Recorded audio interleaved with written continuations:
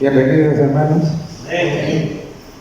Vamos a compartir una vez más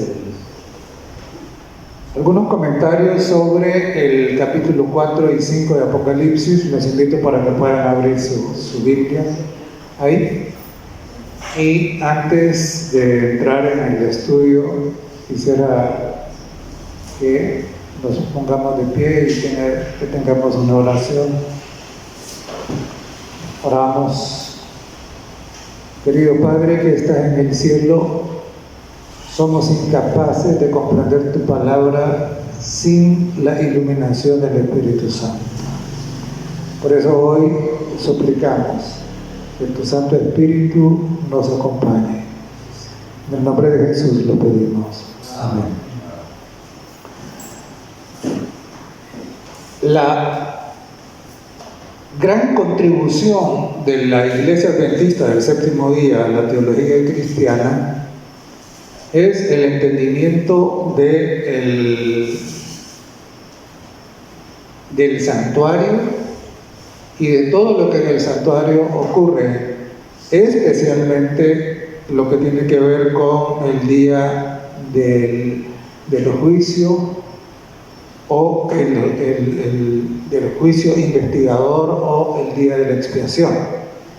Todas las otras doctrinas que creemos nosotros habían sido reveladas desde antes a otros grupos religiosos.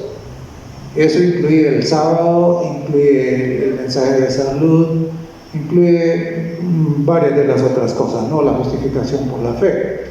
La contribución de la Iglesia Adventista del Séptimo Día de la teología cristiana, repito, es el entendimiento del santuario, ceremonias, el ministerio sacerdotal de Jesús en el lugar santo primero y en el lugar santísimo luego.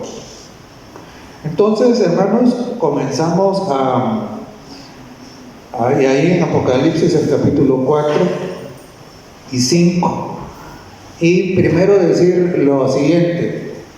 Hay muchos comentarios sobre esto y la verdad es que hay muchos comentarios que han sido malinterpretados porque presentan Apocalipsis 4 y Apocalipsis 5 como el acontecimiento inaugural del sacerdocio de Jesucristo en el santuario celestial.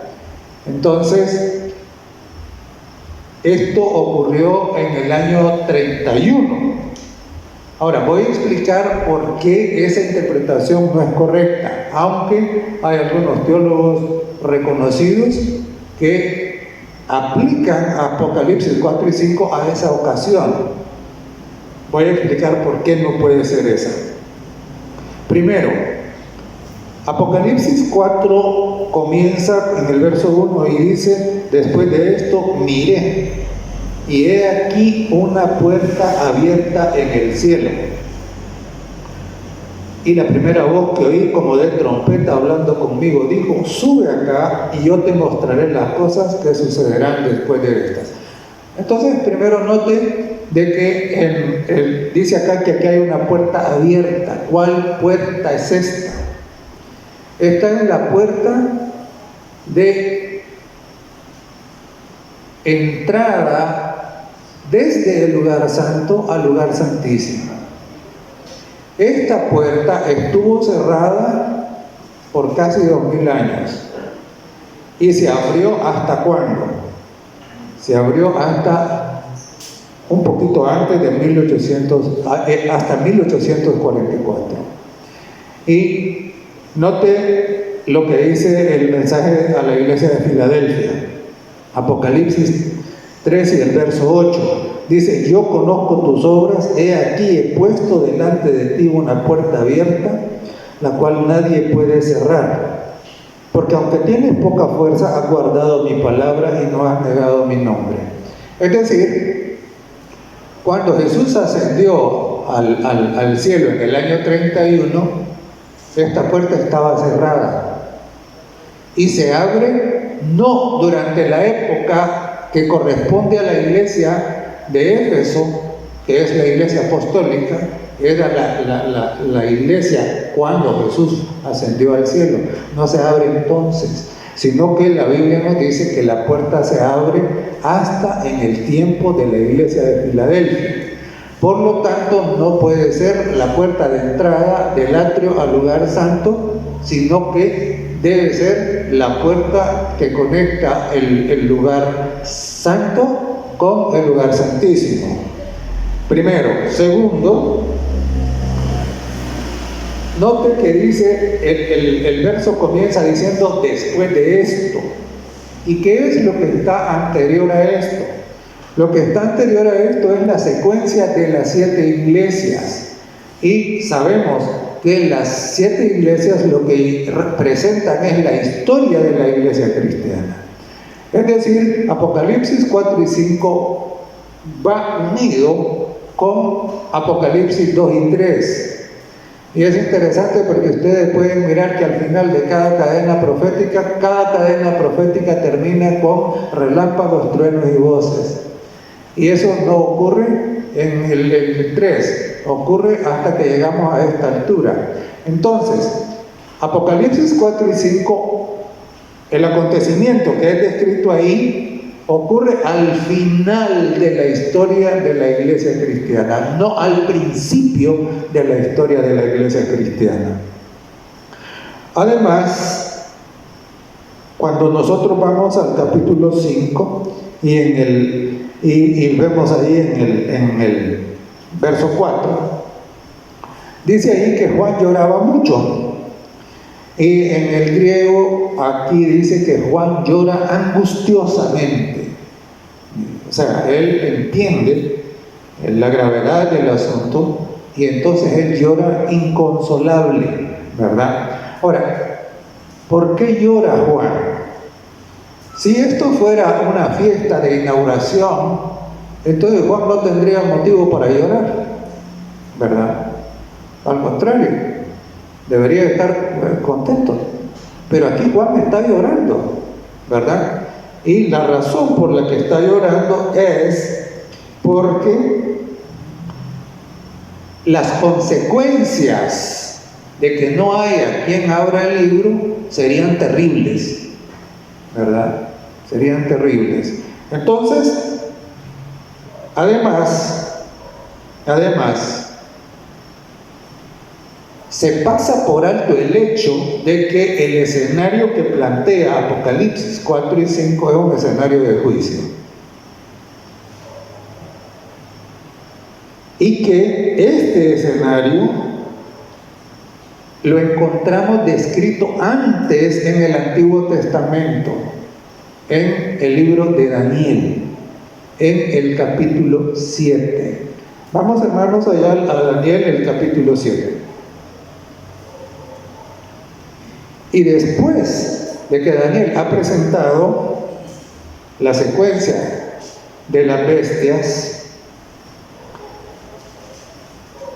y después del cuerno pequeño, dice el verso 9, Daniel 7:9.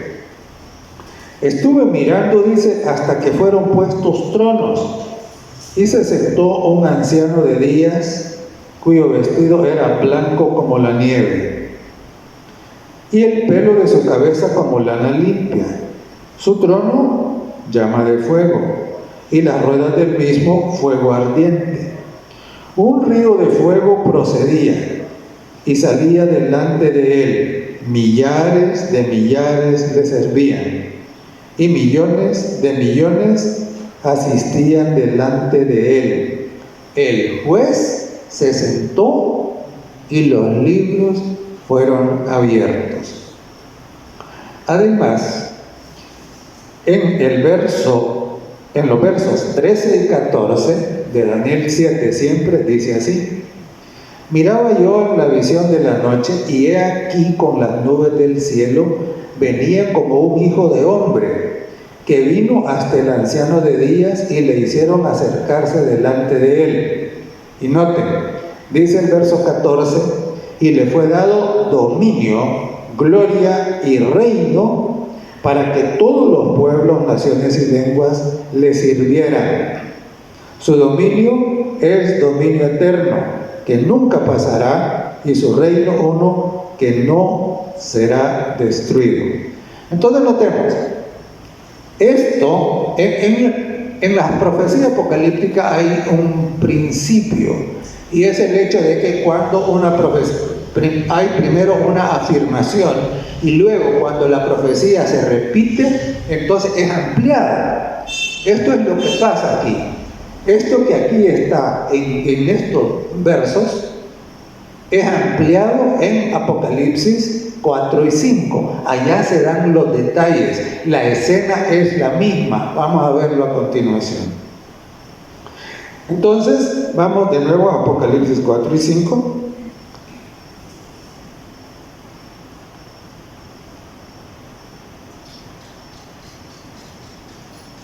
Y leemos.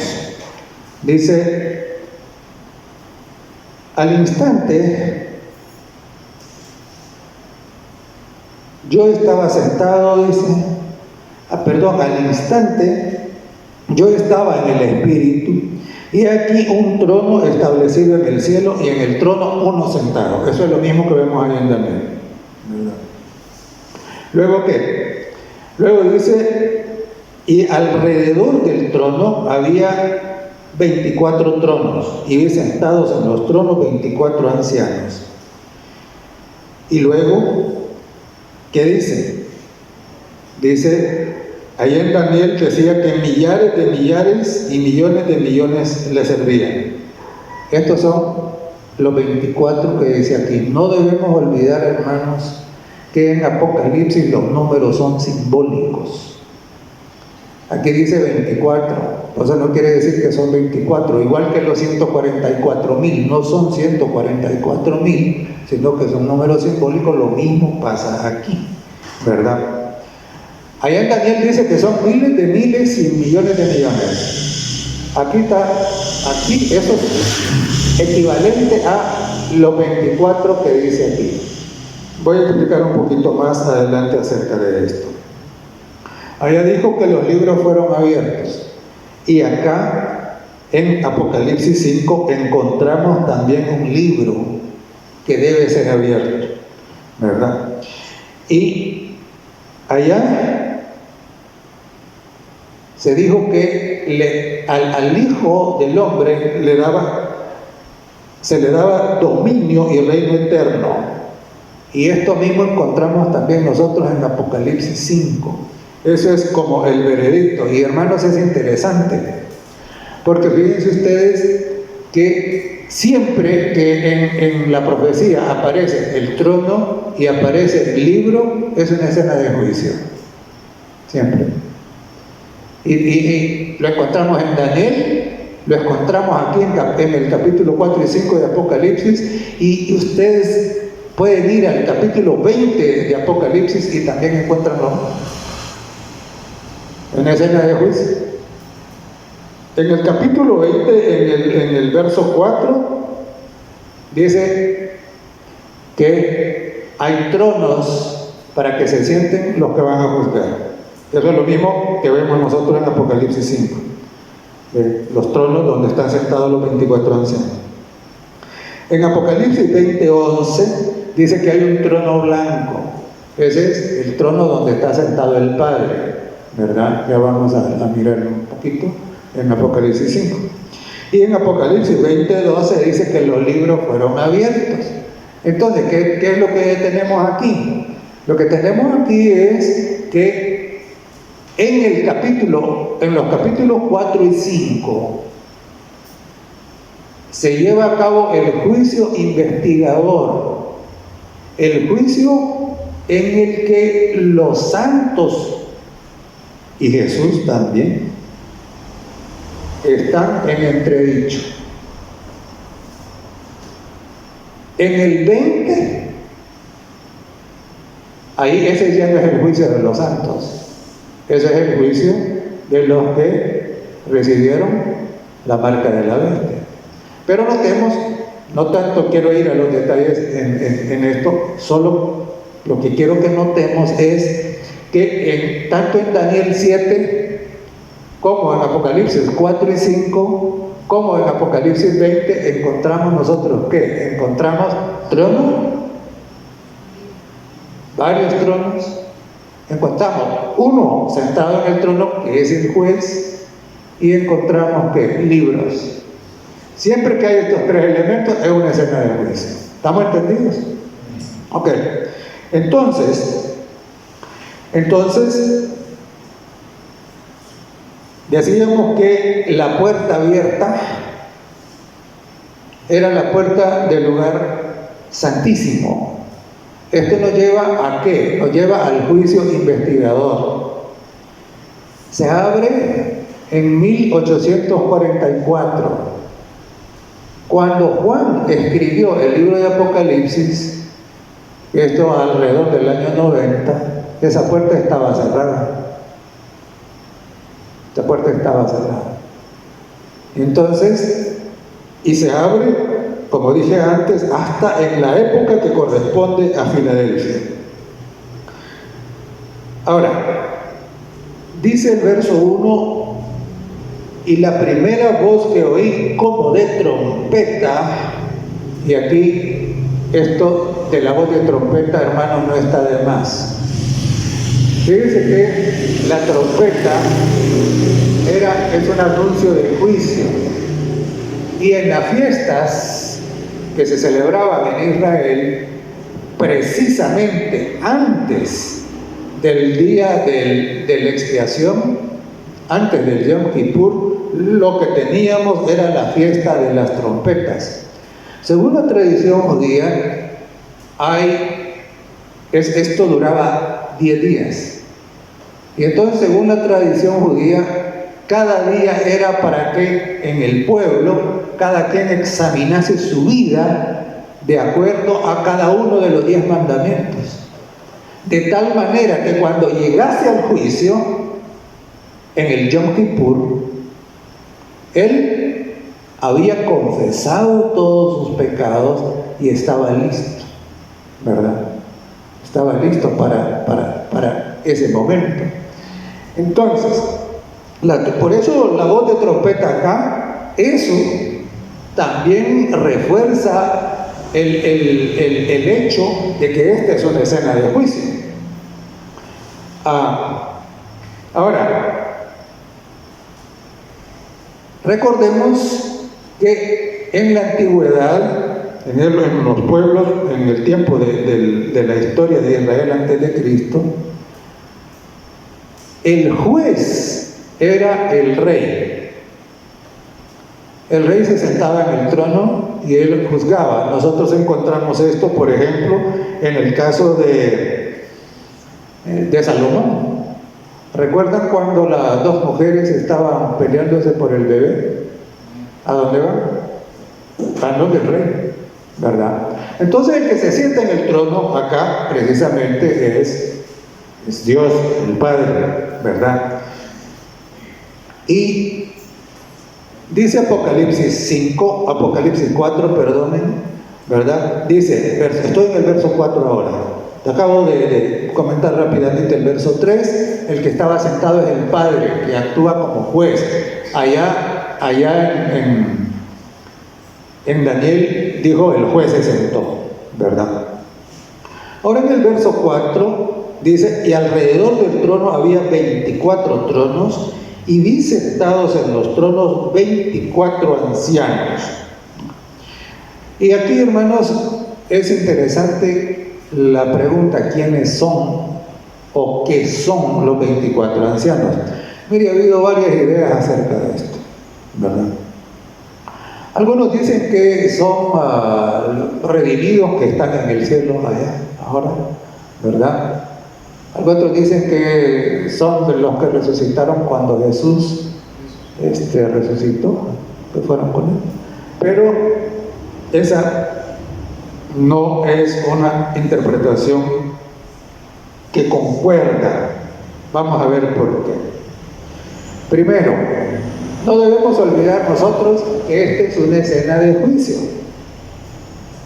Y hasta que esta escena termine, es es que a los enjuiciados podrán ser declarados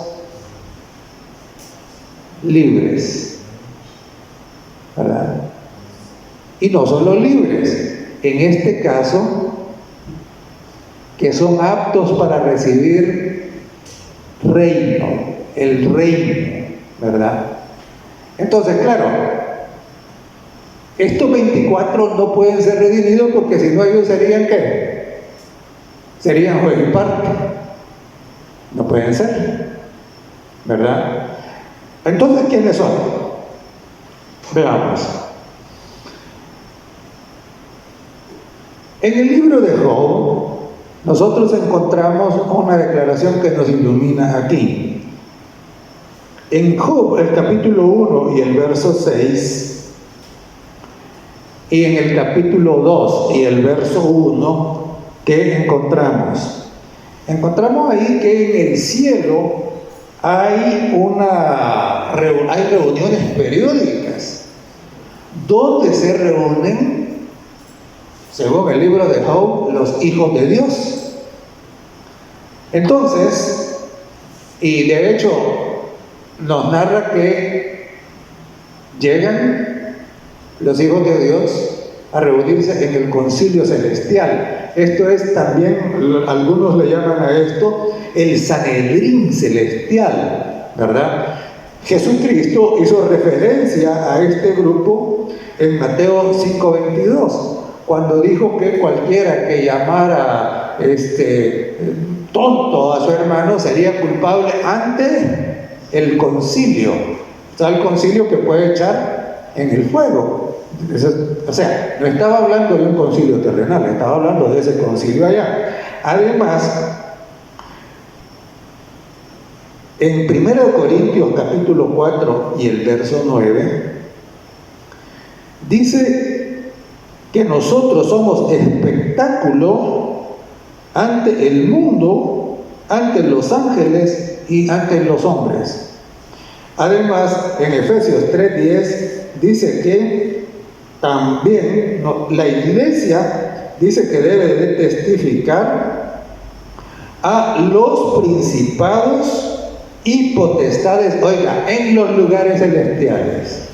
Es decir, que en los lugares celestiales hay algunos que están pendientes de lo que está pasando aquí, ¿verdad? Entonces, y quiero volver al hecho de que allá en Job se le llama a estos que asisten a la reunión, se le llama hijos de Dios. Cuando nosotros vamos a la genealogía de Jesús, que en el Evangelio de Lucas, entonces encontramos que se va y comienza de atrás para adelante hasta llegar a Adán, y cuando llega a Adán, lo llama ¿cómo? Lo llama hijo de Dios. Entonces, ¿quiénes son estos? Fíjense que cuando Satanás aparece entre ellos, Dios le hace una pregunta, y le pregunta, ¿y vos a quién venís a representar? Y entonces Satanás le dice, yo vengo a representar la tierra, yo voy ahí porque ese es mi planeta, ¿verdad? Y entonces el Señor le dice, no es tuyo, porque ahí hay uno que es mío, así que no puedes reclamar que ahí gobernás, soberano. No, ahí está Job, y Job es mío, ¿verdad? Entonces, hermanos, los hijos de Dios son los Adanes, son los que vienen representando los mundos no caídos. Y es interesante porque cuando nosotros vemos cómo se les describe, dice que están vestidos de ropas blancas. Y a mí me llama la atención porque dice, los llama ancianos. Ahora, solo póngase a pensar usted, ¿cuántos años tendría Adán si no hubiera pecado? 6.000 años. 6.000 años, exactamente. Y entonces estos que fueron los primeros creados y que no han pecado, son ancianos, ¿no? ¿Sí o no? Son ancianos en edad, pero no han envejecido, ¿no? son jóvenes, son ancianos jóvenes, ¿verdad? Entonces por eso se les llama ancianos. Entonces estos son los representantes de sus mundos no caídos, y por eso dice que tienen vestiduras blancas. ¿Por qué? Porque nunca las han manchado, ¿verdad? Ellos no cayeron ante la tentación, ellos no se unieron a la rebelión, y además de eso dice que tienen coronas de oro en sus cabezas. ¿Y por qué tienen coronas de oro en sus cabezas? Bueno, por la razón misma en el caso de Adán. Fíjense que cuando Adán fue creado, ¿qué se le dio a Adán? Se le dio dominio sobre el planeta. El príncipe original de este mundo era Adán. Entonces eso representa las coronas. Las coronas representan que estos son los príncipes de esos mundos, ¿verdad? Y entonces, desafortunadamente, aquí en la tierra, Adán, al someterse a la autoridad de Satanás, perdió el principado. Y por eso es que Satanás aparecía allá en el concilio. ¿Quién debería haber estado allá? Adán. Porque es de los hijos de Dios. Adán, hijo de Dios, ¿verdad? Sin embargo, deja a un lado la palabra de Dios, acepta la mentira de Satanás, y como resultado que pierde el dominio aquí, ¿verdad? ¿Estaba entendido? Y entonces, así es de que estos son los 24 ancianos. Ahora, el número 24 que representa, el número 24 representa precisamente ¿cómo se llaman las órdenes, ¿verdad? Sacerdotales. Ellos están ayudando a ministrar en el juicio, ¿verdad? Es interesante, hermanos, ¿por qué razón? Porque en el juicio de los impíos, nosotros vamos a estar ayudando a ministrar. Amén. O los no caídos. Muy bien, entonces, por eso es que tienen vestiduras blancas y coronas de oro. Y además, ¿qué otra cosa tienen? Dice con coronas de oro en sus cabezas, del trono salían relámpagos, truenos y voces, ardían, dice, 7 lámparas de fuego, los cuales son los 7 espíritus de Dios. Y delante del trono había como un mar de vidrio semejante al cristal, y junto al trono y alrededor del trono 4 seres vivientes llenos de ojos.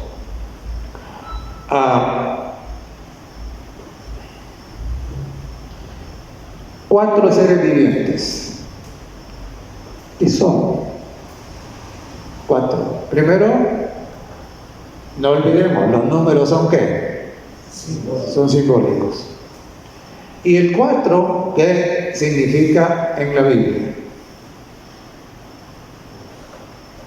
¿Qué significa?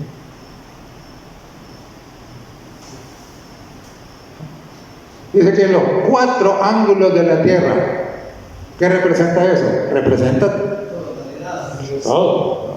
Eso. Entonces, aquí, recuerden que aquí están en el cielo, aquí no están hablando de la tierra, sino que están hablando del universo, ¿verdad? 4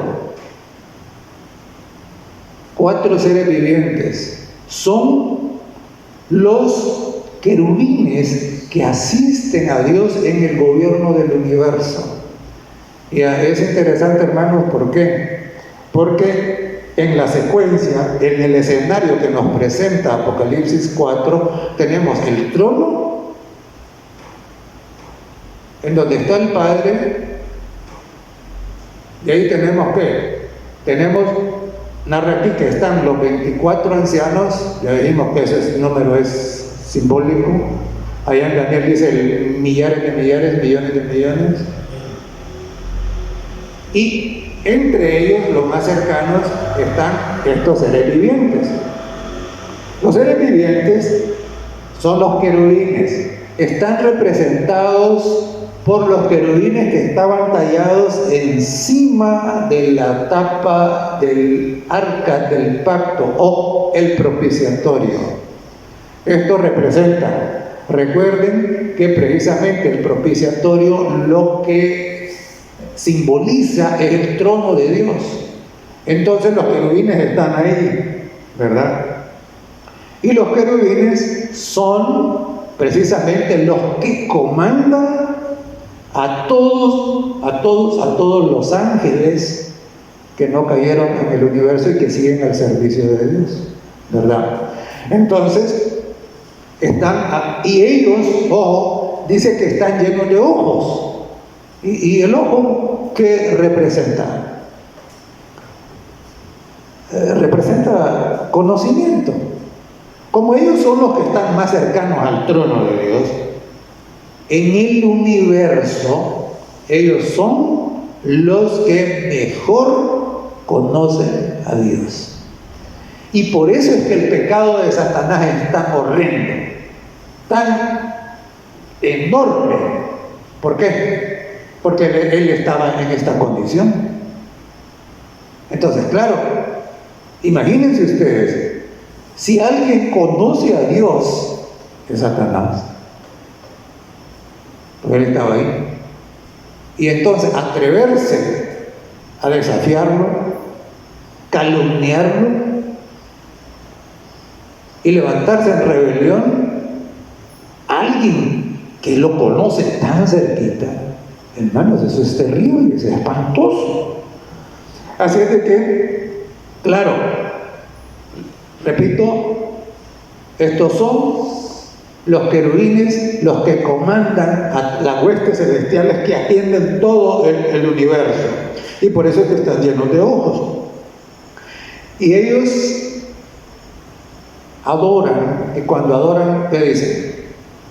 Santo, santo, santo. Miren, cuando nosotros vamos a Isaías, al capítulo 6, encontramos la visión que Isaías tiene en el santuario. No, eso no hay que olvidar. En el santuario. ¿Y qué es lo que contempla Isaías? Que contempla el trono. Dice que miró el trono alto y sublime y que las faldas del que estaba sentado llenaban el templo. Estaban viendo el trono. Y allá dice que todo temblaba y el clamor era también como santo, santo, santo. ¿Por qué 3? ¿Por qué no 2? ¿Por qué no 4? 3. Padre, Hijo y Espíritu Santo. Lo encontramos en la misma entradita de Apocalipsis, en el capítulo 1. Ahí está el que está sentado en el trono. Los 7 espíritus que están delante del trono, que representan el Espíritu Santo. ¿Y luego qué? Y luego aparece Jesús, ¿verdad? Como el cordero que fue inmolado. Por eso es que canta, ¿no? Santo, santo, santo. Y note que cuando adoran, dice el verso 11 del capítulo 4, Señor, digno eres de recibir la gloria y la honra y el poder, porque tú creaste todas las cosas y por tu voluntad existen y fueron creadas. Note, en el cielo se adora a Dios, porque Dios es creador. Esa es la misma razón por la cual guardamos el séptimo día.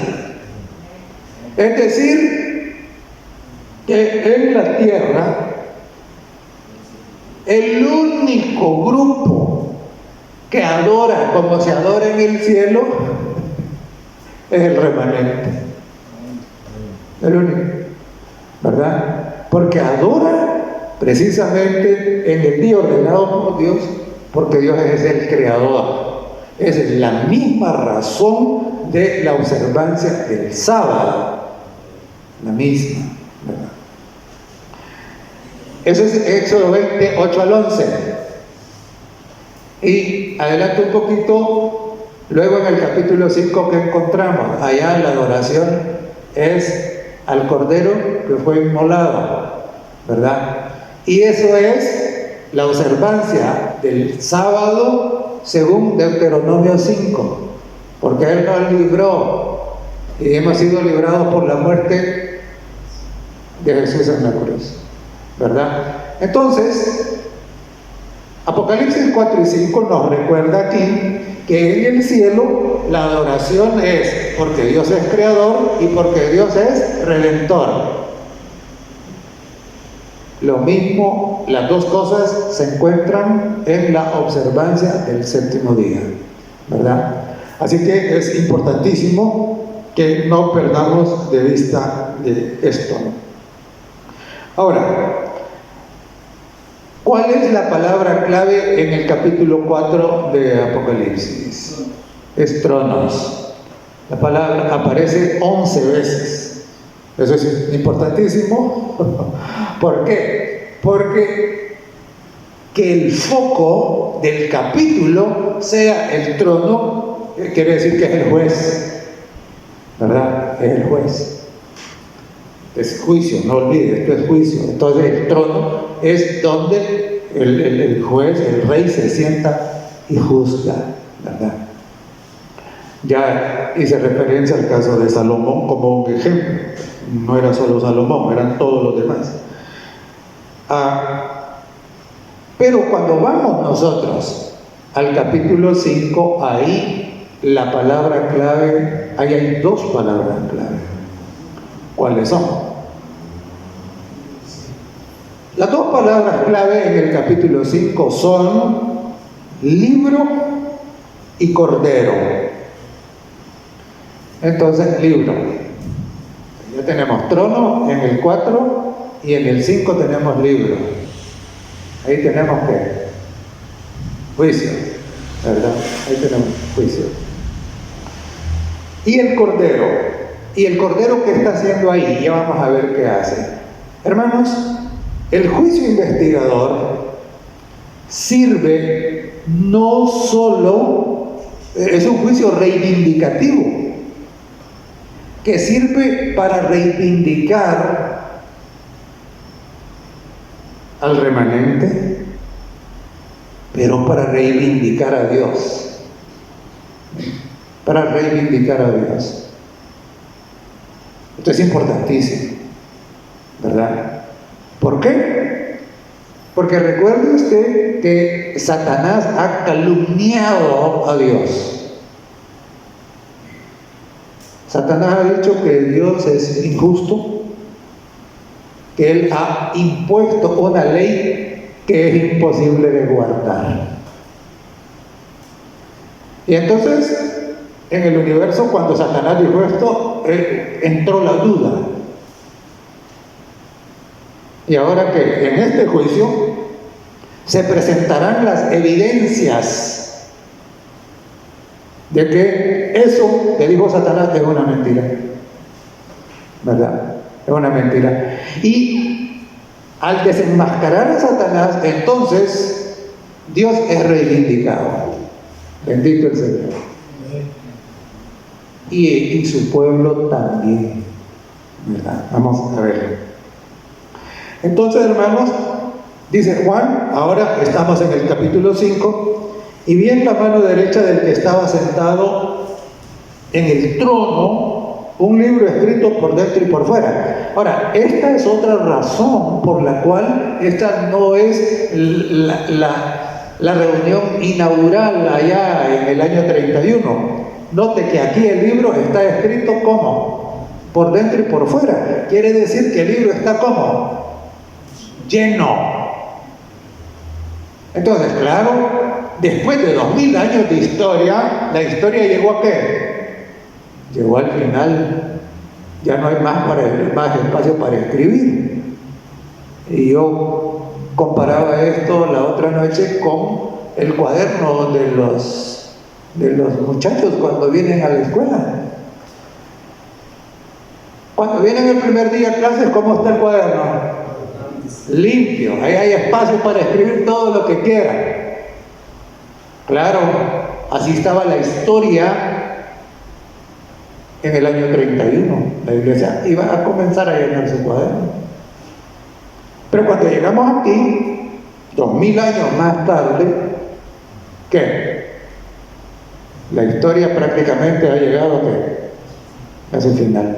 Y por eso dice acá que está escrito por dentro y por fuera. Ya no se puede agregar nada, ¿verdad? Entonces esto nos confirma lo que ya decíamos antes, ¿no? Que no puede ser la sesión inaugural en el cielo, sino es esta del juicio investigador, que es al final de la historia de la iglesia. Entonces, este libro, y hay un problema con el libro. ¿Por qué? Porque está sellado con 7 sellos. Ahora, note que en aquel tiempo, cuando se iba a hacer un documento, se llamaban testigos, que sirvieran para dar testimonio de que el contenido del documento era verdadero, era real, el acuerdo que había ahí, que se había hecho, el negocio que se había hecho ahí, había testigos de que había habido un acuerdo entre las dos personas que hicieron ese pacto. Y entonces cada testigo le ponía un sello, ¿verdad? Le ponía un sello. Entonces, por eso el libro está sellado, ¿verdad? El libro está sellado, ¿por qué? Porque contiene el testimonio. Y fíjese que dice el verso 3, el verso 2, y vino un ángel fuerte que pregonaba a gran voz: ¿quién es digno de abrir el libro y desatar sus sellos? Verso 3, y ninguno, ni en el cielo, ni en la tierra, ni debajo de la tierra, podía abrir el libro, ni aún mirarlo. Oh, es interesante, ¿verdad? Imagínense usted, este el documento. ¿Ese documento qué contiene? Ese documento contiene las evidencias que son importantes. ¿Para qué? Para la decisión que se va a tomar en ese juicio. Y entonces, y no hay quien lo abra. Ahora imagínese usted que usted está acusado en un tribunal y están las evidencias ahí en un disco duro de una computadora y nadie puede accesar a él, y la información que está ahí lo va a declarar inocente a usted, y la información que está ahí le va a dar derecho a recibir una gran herencia, pero nadie puede accesar al disco duro. ¿Cómo se sentiría? ¿Ah? Es más, y si no, esa información no se revela, usted va a la cárcel. Sí, señor. Entonces por eso Juan llora angustiosamente, porque él sabe que si eso no se abre, entonces nunca se va a tener la sentencia correcta. No va a haber reivindicación ni de los santos, ni de Jesucristo, ni de Dios. Satanás habría triunfado, ¿verdad? Y por eso Juan llora. Entonces dice: ninguno, oiga, ni en el cielo, ni en la tierra, ni en ningún lado, ninguno. Dice Juan, dice el verso 4, y lloraba yo mucho porque no se había hallado a ninguno digno de abrir el libro, ni de leerlo, ni de mirarlo. Verso 5, y uno de los ancianos me dijo: no llores, he aquí que el león de la tribu de Judá, la raíz de David, ha vencido para abrir el libro y desatar sus 7 sellos. Miren, y estos dos versos son importantísimos. El primero dice que ninguno, pero el verso 5 dice que hay uno. ¿Quién es? Jesucristo. Hermanos, nadie, absolutamente nadie puede interceder por nosotros que no solamente Jesús. Primero Timoteo 2:5, un texto conocido, como dice, porque hay ¿cuántos mediadores?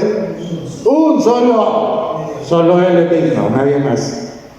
Hechos 4:12, ¿qué dice? Porque hay un solo nombre bajo el cielo que podemos ser salvos, no hay nada, no hay otro. Y en Juan, el capítulo 14 y el verso 6, Jesús mismo lo dijo: yo soy el camino, la verdad y la vida, y nadie viene al Padre sino por mí. De tal manera que esta idea de que los muertos siguen vivos y que pueden interceder por nosotros es un absoluto engaño. Eso no es una realidad. Es un error muy popular, muy creído, pero la popularidad no convierte la mentira en verdad. La Biblia es clarita, solo hay un solo mediador, y eso es lo que vemos aquí. En este juicio, el único que puede quitar los sellos para que el documento se abra y que se vean las cosas como son, es el Cordero. ¿Estaba entendido? Entonces, dice el león de la tribu de Judá, la raíz de David. Y a mí esto que diga la raíz de David ahí me encanta, ¿sabe? Por una razón. Miren, cuando Jesús ascendió al cielo, en el año 31, Jesús fue investido como ¿qué?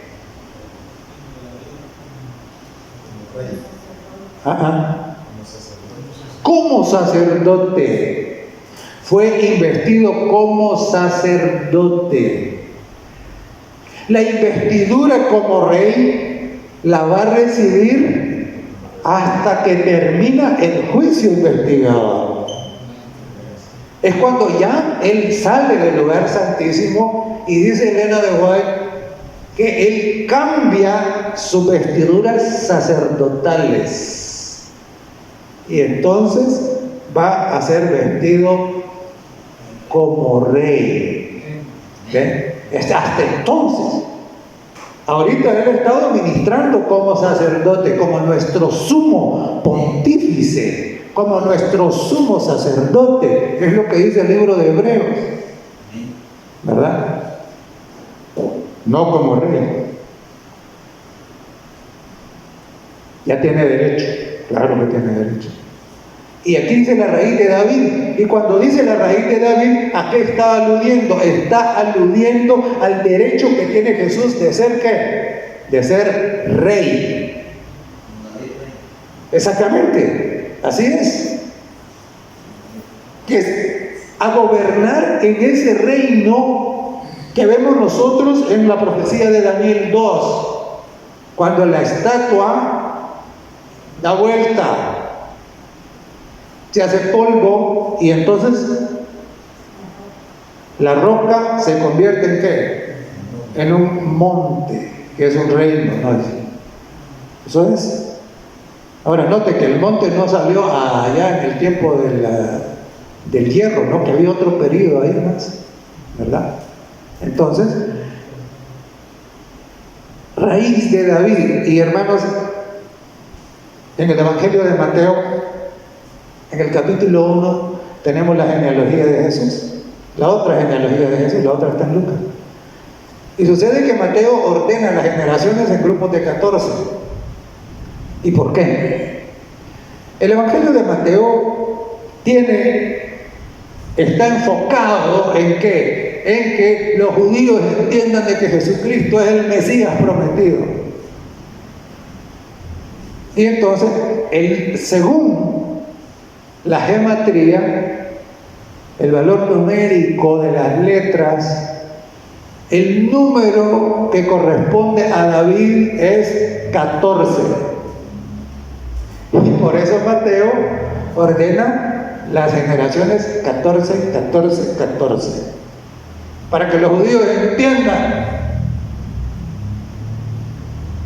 que Jesucristo es el descendiente de David, con derecho ¿a qué? Con derecho a reinar, no solo sobre la tierra, sino en el universo, ¿verdad? Por eso, la raíz de David, y claro, fíjense que en la iglesia de Filadelfia, donde le dijo que pongo una puerta abierta delante de ti, la cual nadie puede cerrar. Cuando le promete, dice, al que venciere, ¿qué le está prometiendo? Dice que le va a poner el nombre de mi Dios en la frente. El nombre de la Nueva Jerusalén, dice, la ciudad de mi Dios. Y fíjense que Jesús termina diciendo, y mi nombre nuevo. Y mi nombre nuevo. ¿Y cuál es el nombre nuevo de Jesús?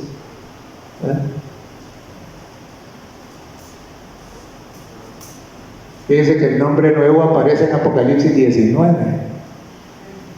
Dice que él se llamaba Rey de Reyes. Ese es el nombre nuevo. Rey de Reyes. Pero ese nombre lo recibe hasta después de que este juicio ha terminado. Donde él es reivindicado, donde ante todo el universo queda claro.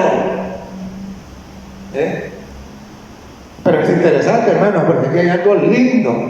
Fíjense que dice Rey de Reyes. Y ya voy a explicar por qué Rey de Reyes, ¿verdad? Rey de Reyes. Entonces, ese es el nombre nuevo, ¿verdad? Que lo recibe hasta que el veredicto, hasta que toda la evidencia ha sido mostrada, y entonces se ve que Dios tenía razón, que Satanás ha mentido.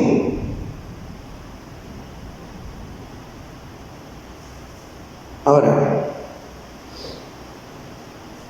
claro, cordero inmolado. ¿Inmolado qué quiere decir? Inmolado quiere decir muerto, quiere decir sacrificado. Fíjense que en el juicio se presenta ¿qué? Se presenta que el remanente tiene derecho a la herencia porque alguien pagó por ellos al inmolarse, al entregar su vida. Recuerden que la Biblia dice en Romanos que la paga del pecado es ¿qué? Es muerte. Eso es lo que merecemos. Y solo tenemos derecho a la vida eterna porque Jesús murió en nuestro lugar. Y Él pagó la deuda. O sea, el documento que se abre, ahí aparece. Aquí está cuando el hermano fulano aceptó que Jesús pagara la deuda por él. Bueno, entonces está bien. Y así sucesivamente, ¿verdad? Si el cordero no hubiera sido inmolado, ninguno de nosotros tendría esperanza ¿de qué? De salvación y de recibir herencia, ¿verdad? El cordero que fue inmolado. Y mire usted, dice que el cordero ¿qué? El cordero tenía 7 cuernos, 7 ojos. ¿Y qué significa el ojo? Primero, recuerde que el número es ¿qué? Es simbólico. ¿Y qué significa el 7? 7 significa totalidad, significa perfección. Entonces, si Jesús tiene 7 cuernos, ¿qué significa el cuerno? Cuerno significa poder, ¿verdad? Eso significa poder. Entonces, claro, si tiene 7, quiere decir que Él es todopoderoso. Y tiene 7 ojos. Entonces, ¿qué quiere decir que tenga 7 ojos? Es omnisciente. ¿Y qué importancia tiene que Él tenga todo el poder y que Él todo lo sepa? Esos son atributos de Dios solamente. Aquí nos está diciendo Jesucristo es que es Dios, y Dios estuvo dispuesto a dar su vida. ¿Para qué? Para salvarnos. Mire que lindo. Ante el universo está quedando claro. Y claro, el libro contiene ¿qué? El libro contiene la historia de la iglesia y la historia de las naciones. Y ahí aparecemos registrados todos nosotros.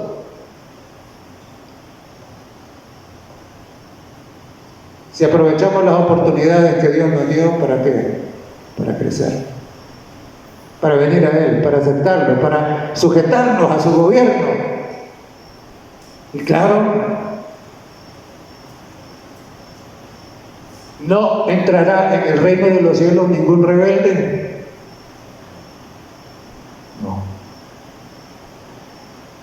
Y es interesante, ¿por qué? Porque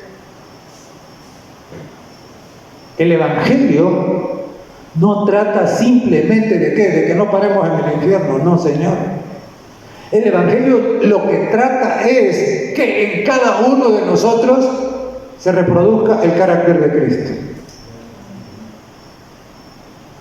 De esa manera, el plan original de Dios al crear la tierra será cumplido. Y entonces, ahora,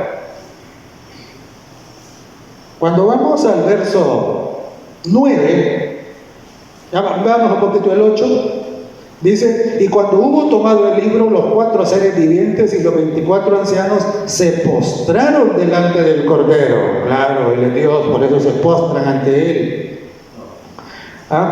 Se postraron delante del Cordero. Todos tenían, ¿qué cosa? Arpas. Y aquí un pequeño comentario, hermanos. Arpas. Así como vimos que en el cielo se adora, porque Dios es el creador, porque Dios es el redentor, también aquí se nos da una muestra de la música celestial. El arpa. Fíjense que cuando los demonios venían y molestaban a Saúl, ¿qué tocaba David? El arpa. ¿Y qué pasaba con los demonios? Se iban. Porque ¿cuál es la música que le gusta a los demonios? ¿Ah? La música ruidosa. Y hermanos, tengan cuidado. Mire, yo he ido algunas veces a las iglesias de algunos de ustedes y ustedes están poniendo unos coritos con una música ruidosa. No, pero son adventistas, dicen. Hermanos, no es asunto de la letra, es un asunto de la música. Mire, en el cielo no hay todo esto, no, Señor. Sí, a veces los coritos que cantamos y los himnos que cantamos con letra correcta, pero música equivocada. Hermanos, tengan cuidado con eso. Esa es la música que le gusta a los demonios. La música celestial es música ¿qué? Es música solemne. Es música que eleva. Pero a la gente le gusta la música que le mueve la carne. ¿Verdad? No, miren, a mí me preocupa. Porque hay hermanos que dicen: ay, es que no se siente. Si esto no es de sentir, esto es de tener fe. ¿Ve? Así que cuidado con la música que ponen, hermanos. Cuidado, ¿verdad? Arpas, tenían arpas.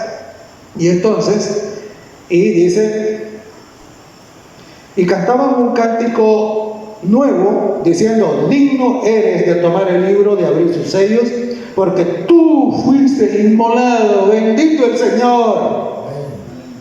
Y ahora, fíjense que es interesante, yo no sé qué versión de la Biblia ocupan ustedes. Yo amo la versión Reina Valera del 60, pero aquí La Reina Valera del 60 me traiciona. ¿Por qué razón? Porque la Reina Valera del 60 dice: y con tu sangre nos has redimido para Dios. En la original no dice nos, dice has redimido, o dice los has redimido, ¿verdad? Y luego dice, ¿verdad? De todo linaje, lengua, pueblo y nación. Verso 10. Los, debe decir los has hecho para nuestro Dios. ¿Cómo? ¿Qué los has hecho? Reyes. Y por eso es que el nuevo nombre de Él es que Rey de Reyes. Es por eso es el nombre nuevo. Porque Él nos dice que los hizo con su muerte reyes, ¿verdad? Y entonces dice reyes y sacerdotes, y reinarán, debe decir, no reinaremos, reinarán sobre la tierra. Y ustedes pueden mirar la versión Dios habla hoy, la Reina Valera revisada del 95, la nueva versión internacional, la versión Kadosh, la PTX en su cuarta edición. Ahí es correcta la traducción. Lástima aquí. ¿Y cuál es el problema? El problema es que como los traductores en aquel tiempo no entendían esto del juicio, y entonces ellos hallaron, bueno, pero y todo esto que estamos hablando aquí ellos no lo entendían, y por eso hallaron, nos hace, ¿verdad? Y entonces, imagínense usted lo que una letra puede hacer. Y aquí, perdón, hermano, que aquí lo que está haciendo, involucrando a los 24 ancianos, lo que están diciendo de que son redimidos que fueron al cielo. Exactamente, así es, ¿verdad? Nada que ver. Nada que ver. Por eso digo, imagínense las implicaciones que puede tener una letra, ¿verdad? Entonces es los has redimido, ¿verdad? Y dice, y reinarán sobre la tierra. Claro, ese es su planeta, es el que van a recibir como herencia.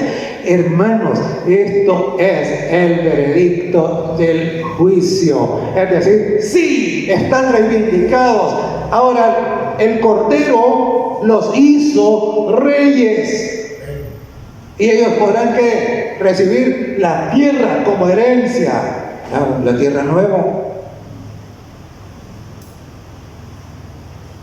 Cuando dicen amén, hermano. Amén. Lindo, ¿no? Lindo. Porque cuando usted mira Apocalipsis 20 y mira el juicio de los perdidos, aquellos, ¿cómo terminan? Y dice, y vi que la bestia y el falso profeta, ¿ve? Y todos los que no, sus nombres no estaban escritos en el libro de la vida. Cuando en el juicio, cuando se revisó el libro, ellos no estaban. Entonces van a la vuelta. Pero aquí, cuando el libro se revisa, ahí están. ¿Y por eso qué? Por eso, reyes y reinarán sobre la tierra. Bendito el Señor. Y entonces dice el verso 12, miré, dice, perdón, el 11, miré y oí la voz de muchos ángeles alrededor del trono y de los seres vivientes y de los ancianos, y su número era, ¿cuánto? Millones de millones, que decían a gran voz, el Cordero que fue inmolado es digno de tomar el poder, las riquezas, la sabiduría, la fortaleza, la honra, la gloria y la alabanza. Dios es reivindicado. Qué lindo.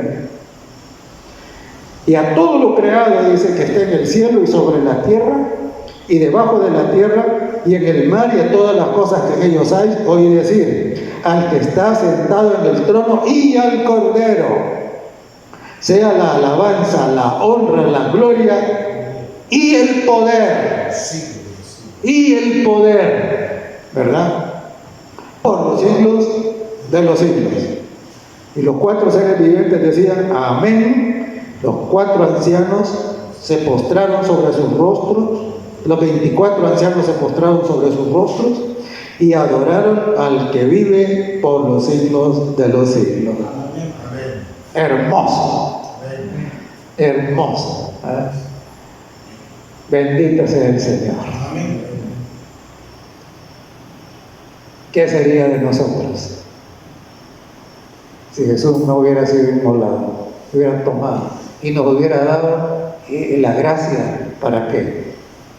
Para ir adelante y perseverar. Espero, hermanos, que vamos adelante, ¿verdad?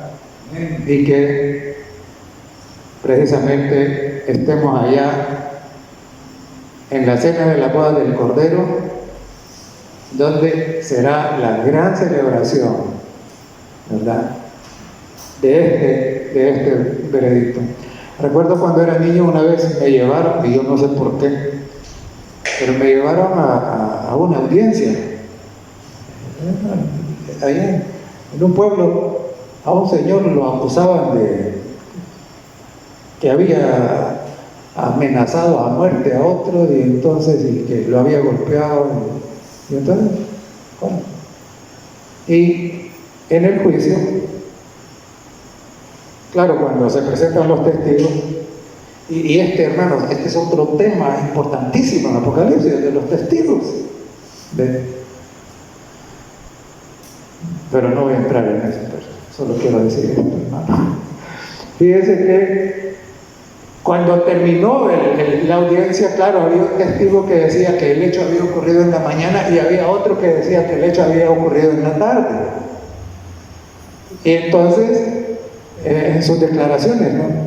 Y entonces el defensor dijo: mire, ya ven que es mentira, ¿ven? Porque no concuerdan el testimonio de los dos.